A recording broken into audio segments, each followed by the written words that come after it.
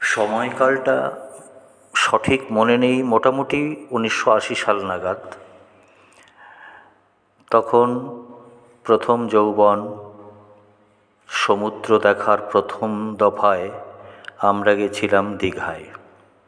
আমরা কয়েকজন বন্ধু মিলে একটা বাসে করে বিভিন্ন উৎসাহী মানুষদের নিয়ে দীঘায় বেড়াতে যাই।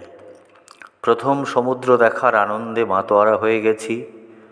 একটা লুঙ্গি পরে সমুদ্র জলে দাঁড়িয়ে আছি বিকেলবেলায়।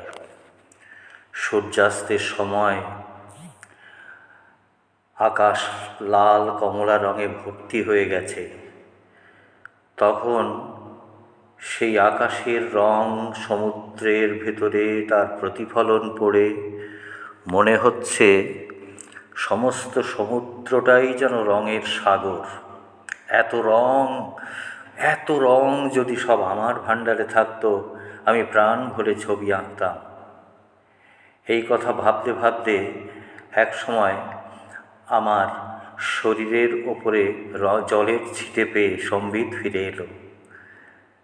তারপর আমি ডাঙায় উঠে আসি।